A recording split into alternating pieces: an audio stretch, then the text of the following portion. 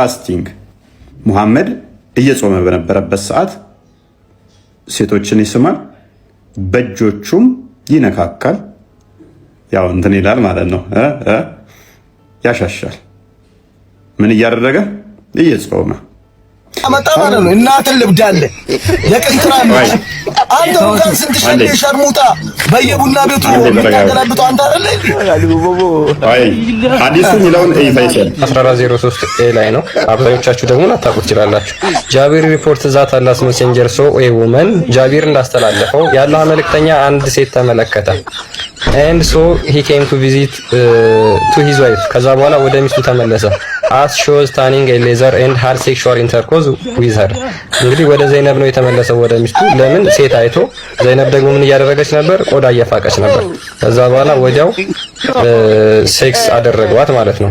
he then went to his companion and them told ከዛ በኋላ ወደ ሰሃቦቹ ተመልሶ ሄደና ምን አላቸው? the woman advance and retires in the shape of devil ሴት ልጅ በሰይጣን አካል በሰይጣን ቅርጽ ትመጣለች ትሄዳለች። so when anyone of you see a woman ከናንተ ማንኛችሁም ሴት ከተመለከታችሁ he should come to his wife ወደ ሚስቶቻችሁ መመለስ አለባችሁ። for that will repel that he feels in his heart ከዛ በኋላ በልቡ ያለውን ነገር መመለስ መቻል አለበት ሚስቱ ላይ ሴት ከተመለከተ አለ መሐመድ ሲመክር።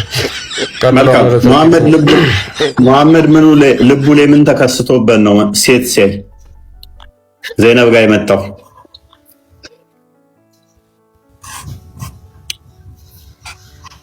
ስሜቱን የሚቆጣጠር ከሆነ መንገድ ላይ እንኳን ሲያይ ሴት ልቡ ላይ ምን ስለተፈጠረ ነው ዘይነብ ጋር ቆዳ ምፍቀው ጋር ሄዶ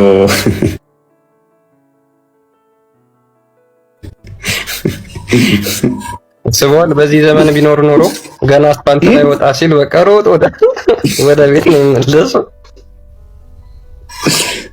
ትራፊክ ልታጨናንቅ ነው እንዴ? እፎ አንድ ጊዜ ነው አሁን ለምሳሌ እዚህ ጋር ሐሳብ አይደል ሼር ምን እንደራረገው እዚህ ጋር ሐሳብ ነው የምናወራው። አሁን ስለ ነብዩ በሐሳብ ያን ነገር በሐሳብ እንጂ እንደዚህ በመሰዳደብ እንደዚህ ይሆን ነበር ባንባባል መልካም ነው ብዬ አምናለሁ። ገብቷችኋል? ሲጀመር አንድ ሰው ሚስት የሚያገባው ለምንድን ነው? በሌላ ሴት እንዳይሳሳት ነው። አሁን እንዴት ታደርገዋለህ? ካዳ ፈይሰል ምን እንደሚታገለው አይ እኔ እኮ የደበረኝ እናንተ ምናችሁ እንደሆነ ታውቃለህ። አሁን ቅር ያስባለኝ ምንድነው መሰለህ? ይቅርታ አንድ ጊዜ ቅር ያስባለኝ ምንድነው መሰለህ? በዚህ ጊዜ አስፋልት ቢወጣ ኖሮ እንደዚህ አይባልም። አንተ እኔ እሱ ሸርሙጣ የዲቃላ ልጅ ነው። አንድ ጊዜ መሐመድ ሀቢብ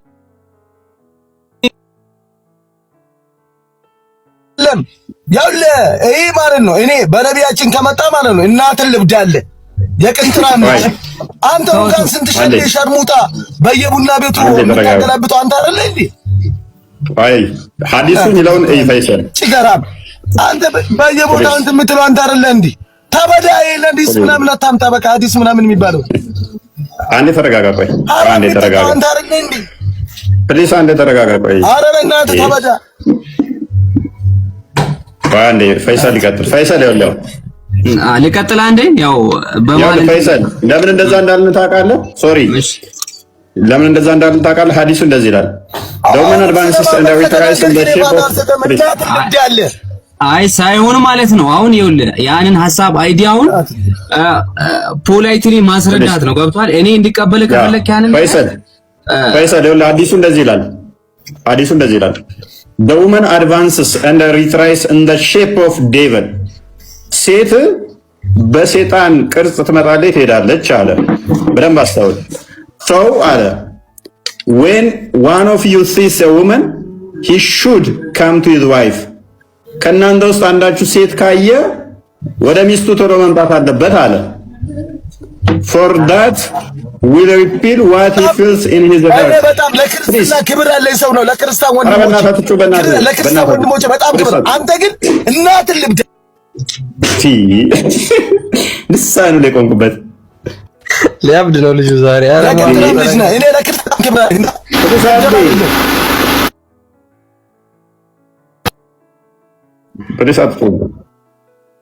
አትጩም። ኧረ በእናትህ በደንብ አስተውሉ። ስለዚህ ሐዲሱ የሚለው ፈይሰል እንዳየኸው ሴት ካያችሁ አለ፣ ሴት ካያችሁ ወደ ሚስታችሁ ተመለሱ አለ። አሁን ክርስቲያን መንገድ ላይ ሴት አሁን ከሆነ እንዴት ሊሆን ነው ያለህ? ምንድነው እሱ መንገድ ሁሉ ሴት የምታየዋል። አሁን ድሮ ላይ ታውቃለህ ፈይሰል ሴት ልጅ መውጣት አትችልም አለ በእስልምናው። ሴት ያለ ጠባቂዋ መውጣት አትችልም፣ ቤት ውስጥ ነው የምትሆነው በመሐመድ ጊዜ። ስለዚህ ድንገት አየ እንደዛ አደረገ መሐመድ እና ያዘዘው ሴት ታያችሁ ወደ ሚስታችሁ ቶሎ እንትን በሉ አለ። አሁን ላይ ግን ብዙ ሴቶች መንገድ ላይ ሲወጡ ታያለህ። እግሯን፣ ባቷን፣ ጭንቅላቷን፣ ደረቷን፣ ጡቷን ታያለህ። ታዲያ እንዴት ነው እሷን ባየ ቁጥር ወደ ቤት መሮጥ አለብህ ወይ ነው? አንደኛ ለምሳሌ አንድ ሰው ትዳር የሚይዘው አላማው ራሱ ምንድነው? ለምሳሌ እንደዚህ ተብሏል አይደለ? በአይኑ ያየ ካመነዘረ እኩል ነው ተብሏል። ስለዚህ ያንን አንደኛ በእኛ በእስልምና ሴቶች እንደዚህ ቀና ብሎ ማየት ራሱ አይፈቀድም። ቀና ብለህ ሳይሆን አንገትን ደፍተህ ትሄዳለህ። ከቻልክ አግባ፣ ካልቻልክ ደግሞ ጾም ነው የሚለው የኛ እምነታችን ማለት ነው። እስልምና ከቻልክ አግባ፣ ካልቻልክ ግን አቲ። ምክንያቱም ካየህ እንዳመነዘርክ ስለሚቆጠር ማለት ነው። ስለዚህ ላለማየት አጎንብሰህ ነው የምትሄደው ማለት ነው። ያው ካየህም እንትን ማለት ይቀራል እንዴ? ለምሳሌ ካየህ ያየህም ካመነዘረ እኩል ነው ብሏል አይደል እንዴ? ኢየሱስ ክርስቶስ ራሱ ብሏል አላለም? ፈይሰል አንዴ ሰማኛል። ፈይሰል አንዴ ታዳምጠኛለህ? ይሄ ማለት ነው ለምን እንደሆነ ታውቃለህ? ይሄ ማለት ነው ለምን እንደሆነ ታውቃለህ? አይረዳም። ለምን? ከሴጣን ነው የወጣው ማለት ነው። ሴጣን ስለሆነ ስለማይረዳ አይረዳም። ምን አገናኘው? እና አቦይ ደርጋ መጥቶ ያውራ እስኪ ጫካ ከምትሄድ አንተ ጎበዝ ጀግና ከሆንክ እኔ አሁንም ደጋግሜ የሚነግርህ ማለት ነው አቦይ ደርጋ እውቀት ያላቸው ሰዎች ጋር መጣ መሐመድ አቦይ ደርጋ የሚያውቀው ነገር የለም። መናገር ትችላለህ። በቃ ምንም የሚያውቀው ነገር የለም። አንተ አትችለውማ። አንተ እነሱ ለታወራቸው እነግሩሃላ። አቦይ ደርጋ ምንም የሚያውቀው ነገር የለም። ወዳጃችን አንተ ስለ ሐዲሱ ምናምን ይሄንን ከየት እንደጻፍከው ከየት እንደተረጎምከው ራሱ ይሄንን አዲስ አላቆም። እኛ እስልምና ሲያስተምረን ከዝሙት ራቅ ነው። ገብቶሃል? ከዝሙት ራቅ ነው የሚለን። አንተ ግን ይበቃል። አለቀስክብን። እኔ ለአንተ ደከመኝ። በስመ አብ ነገ ትጾማለህ። ነገ ትጾማለህ እኮ ሰላማችን ነው። አዳምጠኝ። አታዳምጠኝ። ነገ ትጾማለህ። ይቅርብህ። አትጩህ እንደዚህ። ነገ ጾመኛ ነህ። ነገ ትጾማለህ። ይቅርብህ። አትጩህ እንደዚህ። እኔ ላንተ ደከመኝ። አታወራኝ። ማውራት አችልም። እኔ ደከመኝ ላንተ የምር ማለት ነው እኮ ያውልህ አንተ እኔ አሁንም ነግሬን ነገር ለኦርቶዶክስም ለሙስሊምም የምትሆን ሰው አይደለም። አሁን እንዴ ግልጹን ልንገርህ፣ እኔ የምሬን ነው የምልህ። ስለ ኦርቶዶክስ መጽሐፍ ቅዱስን አታውቅም። መሐመድ ሰይድ አሁን ወጣባችሁ አገብቷል። ይሄ ሁላ በፊት ህዝቡ አያውቀው ነበረ። ለዛ ነው እንደዚህ እየተናገርክ ስሜታዊ ሆነ የምታውቀው። አሁን ሙስሊሞችም ክርስቲያኖችም ይሄን ነገር በፊት አያውቁትም ነበር። ለዛ ነው ገብቷል። ያን ነገር ለመሸፋፈን የምትሄድበት መንገድ እንደዚህ አይነት ንግግሮች እንድትናገር ያደርጋል። ከዚህ በኋላ ግን ያዋጣ ይመስለኛል። እኔ እንትን ብየዋለሁ። እኔ ተረድቼዋለሁ። እሱ ምን ለማለት ነው የፈለገው መሰለኝ? አይ ስሜታዊ ሆኖ ነው እሱ እኮ ይሄን ጭራሽ አልቀበለውም ማለት ፈይሰል ጭራሽ መሐመድ የሚባለው ነገር ከሰደብክ አሁንም ከየት እንደምታመጣ እኛ አይደለም የሰደብነው። ሳይ ሙስሊም ነው የሰደበው እኛ አይደለንም እንዴ? ስለ መሰለ እኮ አንዴ ላስረዳችሁ ሁለታችሁም። እኛ አይደለንም ይሄን ነገር ጽፈን ያመጣ ነው።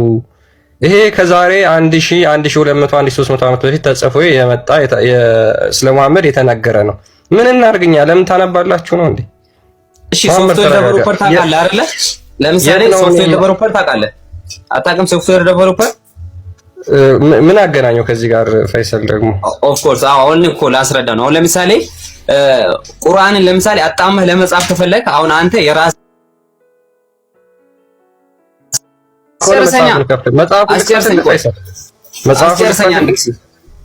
አስጨርሰኛ ትከፍልኛለህ። ከሶፍትዌር ዴቨሎፕ ጋር ተጣመመ ምናምን አይደለም ማለት ያለብህ። ይሄን ሐዲስ ቁጥር ያዝ። አንተ በራስህ ከፈለከው ቦታ ሄደህ ቼክ አድርግ። መጽሐፉ እጅ ላይ ሊኖር ይችላል። የምትተማመንበት ጎግል ሊኖር ይችላል። ኡስታዞች ያስረዱ የሰጡ ቁጥር ሊሆን ይችላል። ስለዚህ አንተ የምትጠበቅብህ ምንድነው? ይችን ቁጥር ብቻ ሂድና ይዘሃት ከዛ በኋላ አንብበህና በቃ ፔሪድ። ምንም እኮ ከኛ ጋር እኮ ለምን ትጨቃጨቃላችሁ? ኧረ በእናታችሁ ኢነርጂያችንን እየጨረሳችሁት። ማይ መጨቃጨቅ እኮ አይደለም። አሁን እዚህ ጋር ፖላይትሊ መረዳዳት አለብን እርስ በራሳችን ነው። መሐመድን ሲጀመር አሁን አግሬሲቭ እንዲሆን ያደረገው ነገር ምንድነው ካልከኝ ቅድም ያላችሁት ነገር ስናወራ ስለ መሐመድ ክፉ ነገር እንድናወራ አንፈልግም እኛ ሙስሊሞች ኢንጀነራል ማለት ማን አወራ? ማንም አላወራም። አይ ቅድም አሁን ለምሳሌ ታክሲ ባየ ቁጥር ምናምን ስላለ እና ቆይ መሐመድ ቆይ አንዴ ፈይሰል አንድ ነገር ካነበብን በኋላ ሎጂካል አርጊውመንት የሚባል ነገር አለ። አንድ ሐዲስ አንድ መረጃ ስታነብ ከዛ በኋላ በዛ ላይ ነው አርጊው የምታደርገው ጥያቄዎችን የምትጠይቀው ማለት ነው። ስለዚህ እኛ እናነባለን እንጠይቃለን። እናንተ ናችሁ ማስረዳት ያለባችሁ። ከዛ በኋላ አይ እንደዚህ ማለት መጠየቅ የለባችሁ ማለት የለባችሁ። አይ ጠይቁ እኮ መጠየቃቸው አይከፋም። አሁን መሐመድ ለማለት የፈለገው እኔ አሁን ለምሳሌ ይሄን ክታብ አላምንበትም ብሏል አይደለ? አላምንበትም ያለው ምክንያት ምንድን ነው? አንደኛ እሱ ስለዚህ ክታብ ዲፕ ናውሌጅ እናንተን ለማስረዳት ብቃት ብሎ አይኖረው ይችላል። ያው እሱ በሚረዳበት መንገድ ይረዳዋል። ሶ ያንን ደግሞ ከሱ በተሻለ ከኛ በተሻለ መልኩ ለምሳሌ እነ ዋይደርን የመሳሰሉ እነ ዋይድ ሌሎችም አሉ አይደል? እንደዚህ ንጽጽር ላይ የሚሰሩት ከነሱ ጋር የሆነ ፕሮግራም አዘጋጅተን ለምን ተገናኝታችሁ አትወያዩም? ይሄን ሁላ አሁን ይሉላ እና ላይ ስተት ካለ ለምን ሁለቱም መምጣት ይችላል። በነገራችን ላይ ለምን አንወያይም ነው ፈይሰል። ይኸውልህ እስካሁን ብዙ ማነው አቡ ሃይደርን ጠርቷል፣ እነ ያሲን ኑሩን ጠርቷል፣ መሐመድ ሰይድም። እኛ ኦፕን ነው ቤታችን መጥተው መወያየት ይችላሉ። በነገራችን ላይ ማንኛውም ሰው መምጣት ይችላል። በአካል ነው እንጂ በዚህ አይደለም። እዚህ ጋር ምን ያደርጋል? ፊት ለፊት ተነጋግረን እዚህ ጋር አይደለን። እኛ በአካል ምን እናደርግለታለን? አይደለም ይኸውላችሁ እንደዚህ እናድርግ። ፈሪና ስለዚህ ልትገለኝ ነው የፈለከው እንጂ ለውይይት ለሐሳብ አይደለም ማለት ነው። ፈሪነህ የምትለው አየህ ምንድነው? አልበላሽም ምን አመጣው ነው የሚባለው አይደል? ፈሪነህን ምን አመጣው እዚህ ጋር? እኔ መፈራው አልኩ። ክርስቲያን እንደዚህ እናድርጋ። እንደዛ ከሆነ አሁን ለምሳሌ ይሄም የእፎይ ቤት ነው አይደለ? እነዛም በራሳቸው ሲሆን አሁን ለምሳሌ በመሃል የሆነ ሰው ይቀመጥና ለምሳሌ ወንድማችን እፎይ 30 ደቂቃ ያወራል፣ የሚጠይቀውን ይጠይቃል። ከዛን ያመካል መላሹም ደግሞ 30 ደቂቃ ያወራል፣ 30 ደቂቃ ይመልሳል። ሶ እንደዛ አድርገን እናመቻች። እሺ አንዴ እንትን በሉትና ወደ ቀድሞ አንዴ መልሰውና ረመዳን ቁርአን የወረደበት ቀን ነው አይደለ? ከድር ኦኬ። ስንት ሰላት ነው ያለው? ስንት ሰላት ነው የምትሰግዱት በቀን ውስጥ የምንሰግደው? የአምስት ወቅት ሰላት አለ። ሱብሂ፣ ዙሁር፣ አስር፣ መግሪብ እና ኢሻ። ኦኬ። አምስቱም በቁርአን ውስጥ ተጠቅሰዋል።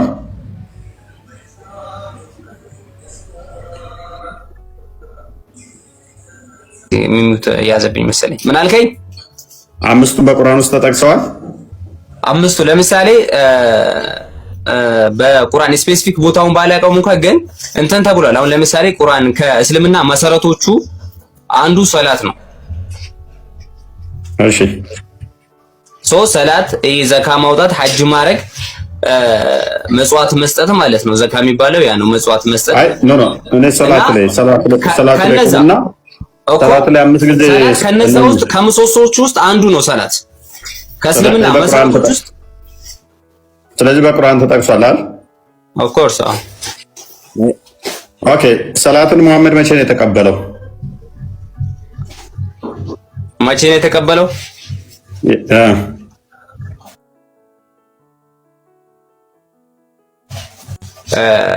ያው ቡራቅ እንትን ሰምተሃል? ለምሳሌ እስራና ሚራጅ የሚባል ነገር አለ።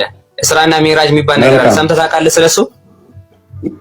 እሺ ችግር የለውም። እሱ ሰምቻለሁ። ቁርአን መቼ ነው የወረደው? ቅድም አወራን እኮ። ቅድም ቁርአን የወረደው በረመዳን ወር ነው። ነብያችን ሰለላሁ ዐለይሂ ወሰለም ሰላትን የተቀበሉት ደግሞ ወደ አላህ ሄደው ነው ሰላትን ይዘው የመጡት። ያኔ ቁርአን ማን ያወረደው? ምኑን? ቁርአኑን ማን ያወረደው? አላህ ነው። አላህ በዋህይ አማካኝነት ነው ለረሱላችን ሰለላሁ ዐለይሂ ወሰለም የሰጣቸው። በማን አድርጎ? ጅብሪል። ኦኬ። ጅብሪል ያመጣው ቁርአን ስንት ረመዳን ነው ያለው? አንድ ረመዳን ነው ያለው። ስንት ሰላት ነው ያለው? 5 ነገር ቅድም ነገርኩህ እንዴ? 5 ሰላት አለ። እስጉድ 5 ቁርአኑ የመጣው ጅብሪል ያወረደው ቁርአን መሐመድ በሚራጅ ከተጓዘ በኋላ ከመጓዙ በፊት ቁርአን የወረደው እሱን ስቴፑን አላውቅም፣ ግን እንደዛ እንደሆነ አውቃለሁ።